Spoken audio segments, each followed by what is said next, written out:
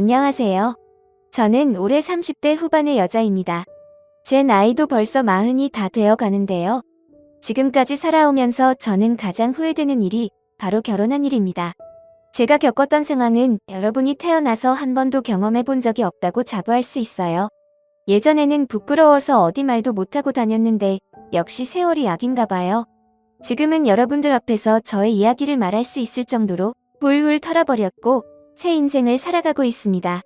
다들 저의 이야기를 들으시고 결혼 잘하시길 바랄게요. 저는 남편과 시작은 좋았어요.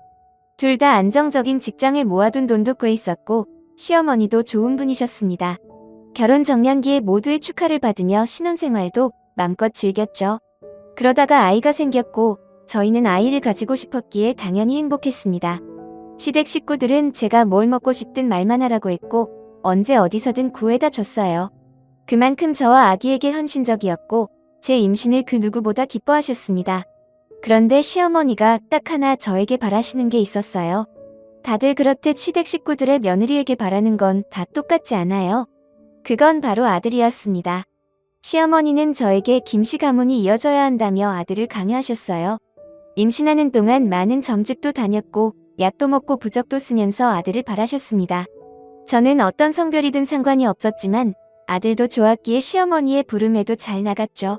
그런데 시어머니는 손주의 성별에 수백만 원씩 쓰셨음에도 불구하고 제 뱃속의 아이는 딸이었어요.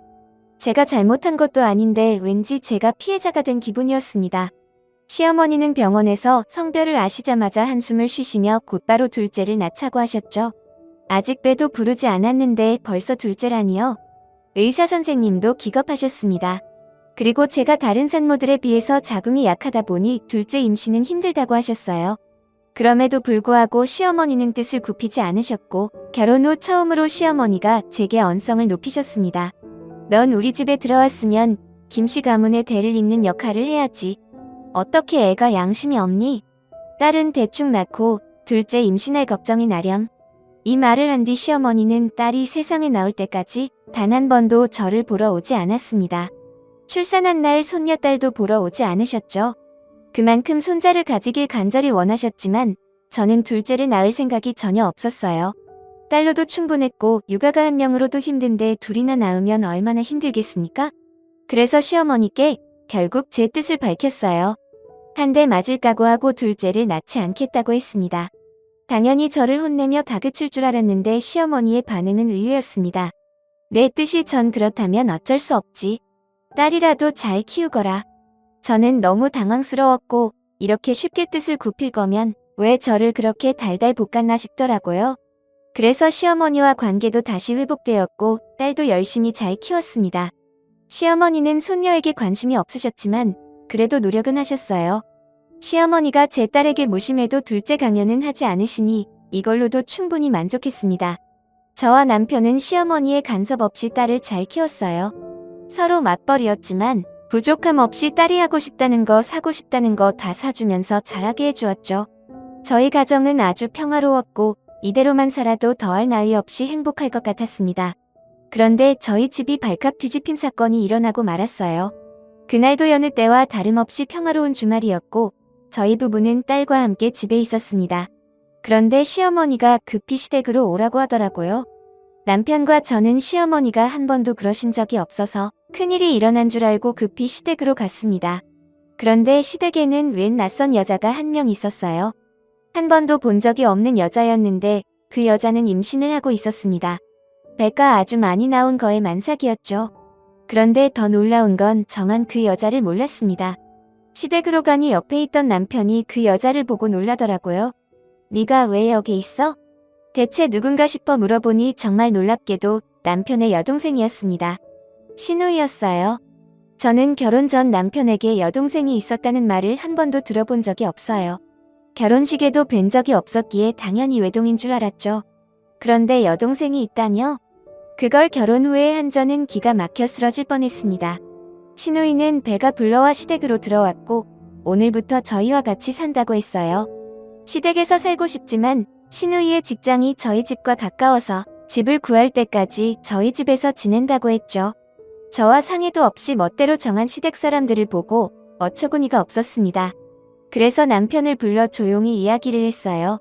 여보, 나한테 한 번도 동생 있다는 말 안 했잖아. 근데 그걸로도 모자라서 우리 집에서 지낸다고? 이건 아니지. 내가 다 설명할게. 우리 엄마가 워낙 딸을 싫어해서 여동생도 거의 친자식 아니다시피 살았어. 그런데 이렇게 임신한 채로 나타나니까 엄마가 더 꼴보기 싫나 봐. 어쩔 수 없잖아. 여보가 조금만 봐주라. 남편은 제 편을 들어주지 않았고 자연스럽게 시누이도 저희 집에 얹혀 살게 되었습니다. 시어머니가 시누이를 받아준 이유는 딱 한 가지였어요. 바로 시누이 뱃속에 있는 아이가 남자아이였거든요. 그래서 시어머니가 두 눈 꼭 감고 집안으로 들이신 겁니다.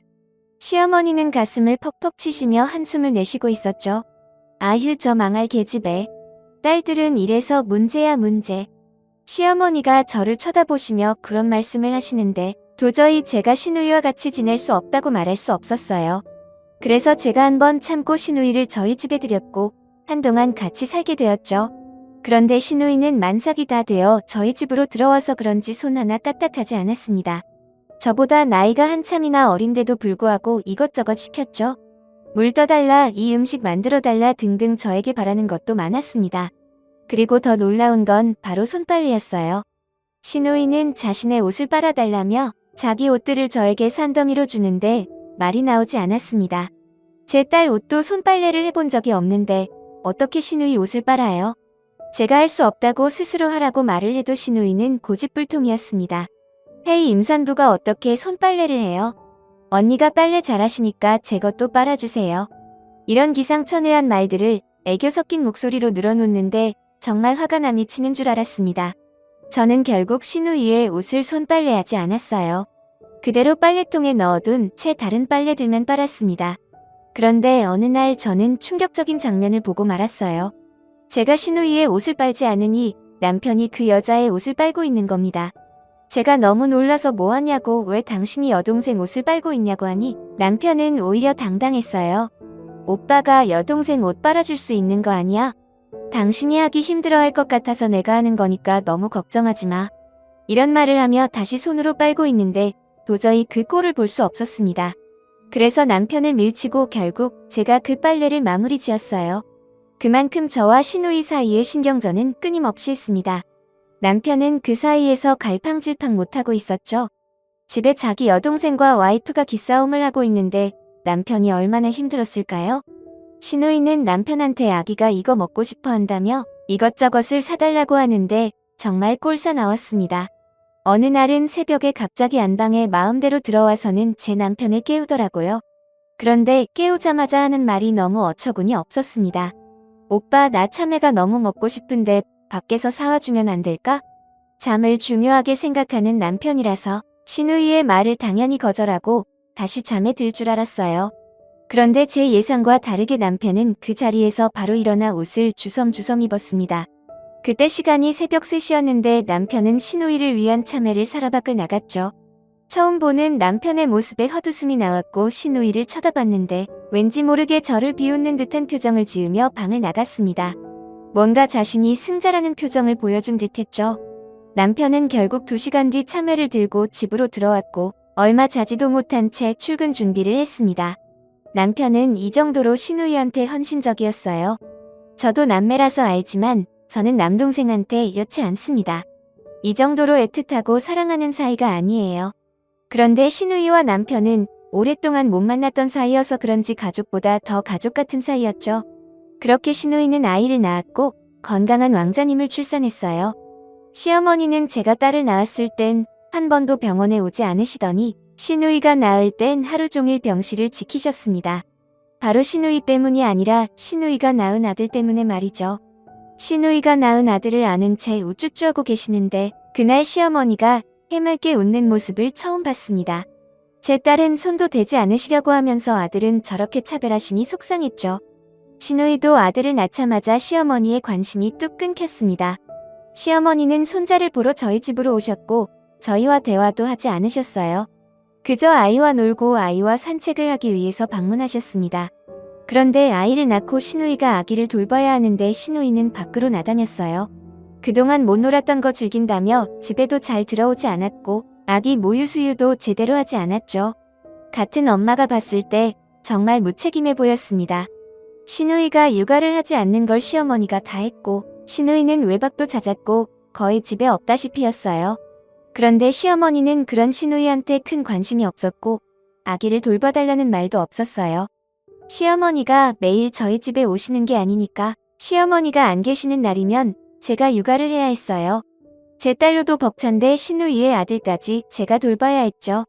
한 번에 두 아이를 돌보는 건 너무 힘들었습니다. 제가 월차를 내면서까지 아이를 돌봤는데 아무런 도움도 없으니 도저히 못할 짓이더라고요.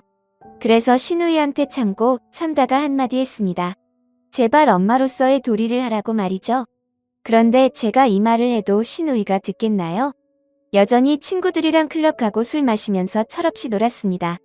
아기가 오히려 시누이 손길보다 제 손길에 더 익숙해졌죠. 그런 모습을 보면 얼마나 마음이 아픈지 모릅니다. 시누이는 남자친구가 생긴 것 같았고 그로 인해 집에 더 자주 들어오지 않았어요. 남편이 그래도 퇴근 후 육아를 잘 도와줘서 그나마 다행이었습니다.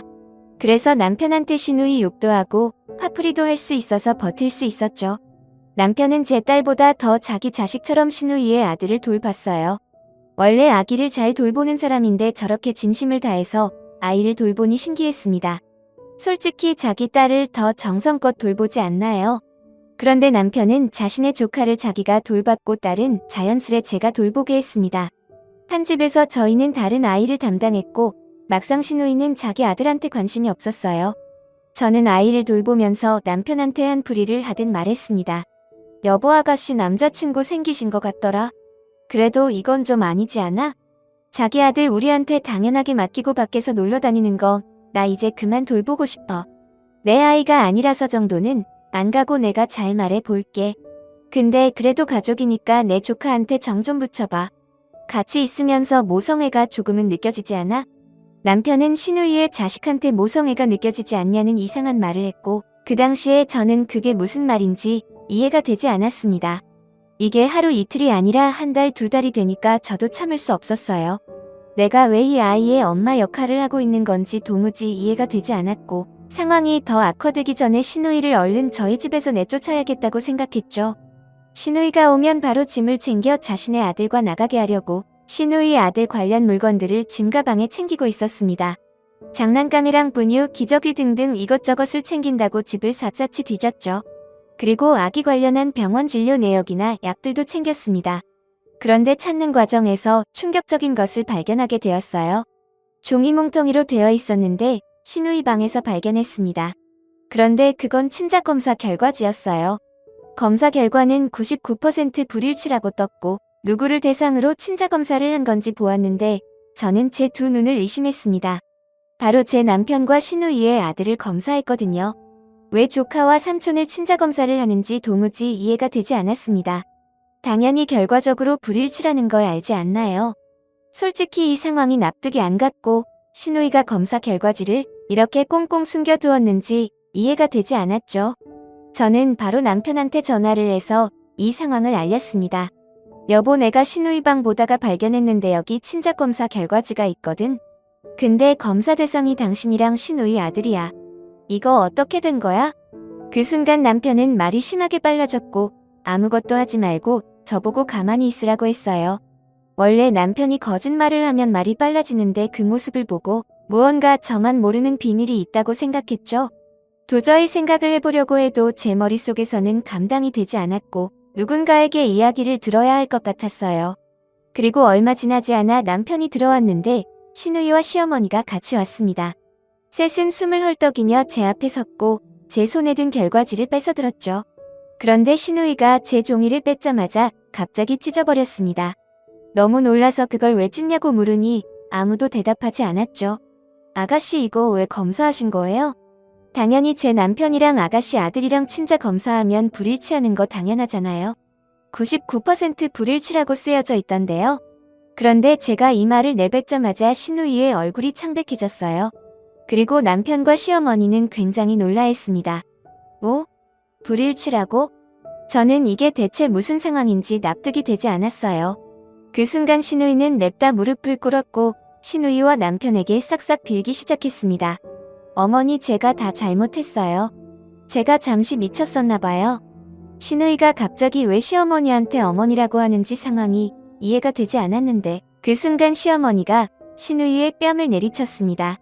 손자 임신했다고 해서 며느리까지 속여가며 널 들였는데 뭐? 우리 아들의 친자식이 아니야? 남의 남자 사이에서 만든 애를 데리고 와서 우리 아들의 자식이라고 우겨? 너 진짜? 시어머니의 말을 듣고 저는 머릿속이 새하얘졌습니다. 시어머니의 말에 의하면 신우이가 아니란 소리잖아요. 그럼 그 여잔 대체 누구길래 제 남편의 아이를 가졌다고 했던 걸까요? 그런데 그 순간 신우이는 충격적인 말을 했습니다. 죄송해요. 이 사람이랑 이혼하고 바로 임신인 걸 알아서 당연히 저는 이 남자인 줄 알았어요. 제가 잘못했어요. 이혼이라뇨? 제 남편과 이혼이라뇨? 정말 말도 나오지 않았고 숨이 턱턱 막혔습니다. 이 사람들의 말에 의하면 제가 알던 신우이는 신우이가 아니라 바로 남편의 전처라는 이야기잖아요. 남편이 이혼을 한 적이 있는 사람인 것도 몰랐는데 말이죠.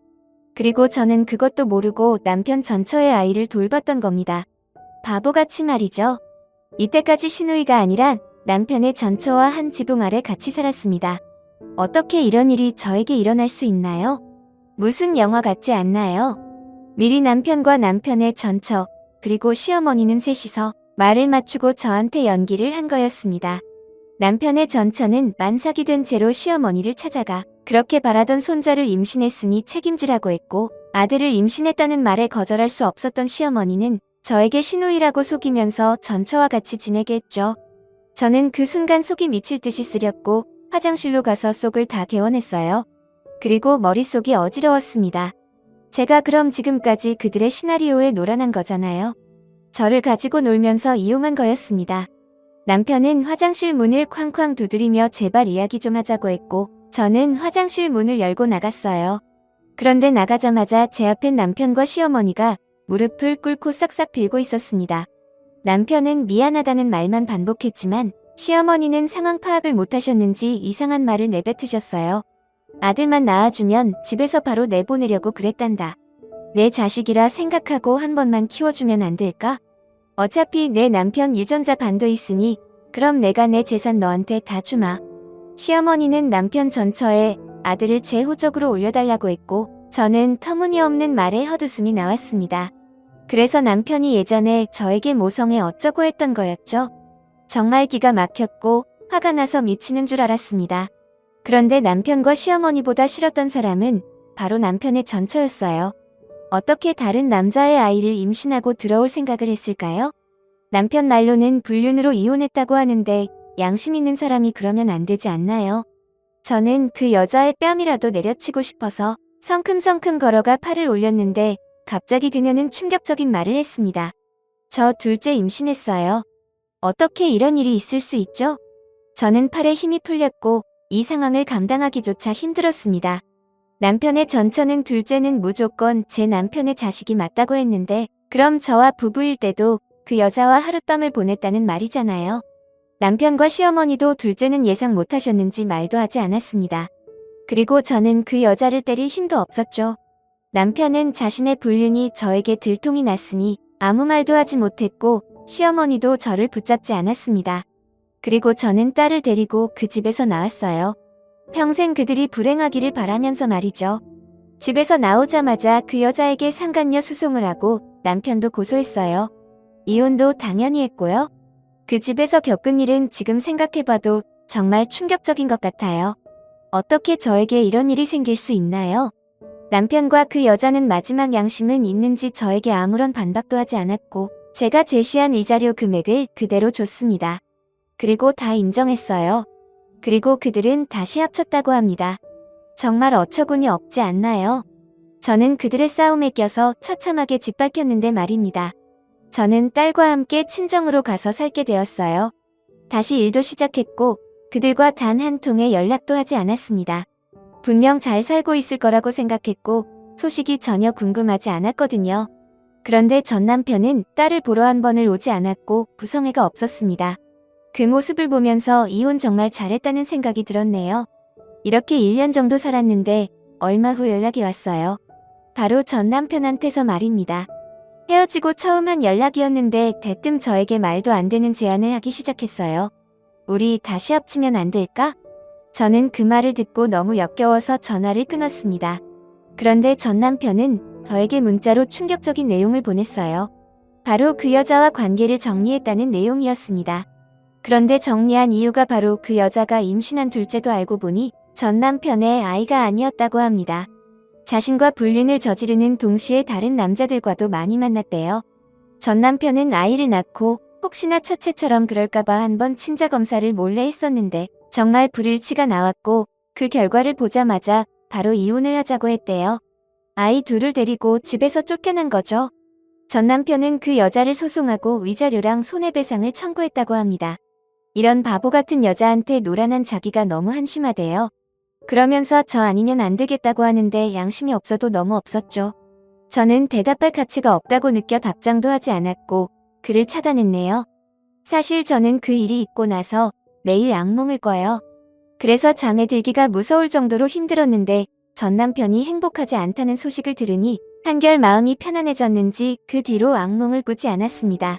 그 여자는 자기 자식들의 아버지가 누군지 아직도 모른다고 했고 혼자서 아이를 키우며 겨우겨우 살아가고 있다고 했고 전 남편은 이 사건이 회사의 소문이 다 나버려서 잘렸다고 합니다. 정말 인과응보란 말이 사실인가 봐요. 저는 그들이 저에게 엄청난 짓을 하고 불행하니 기분이 너무 좋습니다. 지금은 딸과 함께 독립해서 둘이서 행복하게 살고 있어요. 아빠가 없음에도 불구하고 딸은 씩씩하게 잘 자라주고 있습니다. 앞으로 저는 오로지 딸만 보고 살려고요. 여러분은 결혼 잘하시길 바래요. 저는 앞으로 결혼하지 않으려고요. 저의 이야기는 여기까지입니다. 들어주셔서 감사합니다.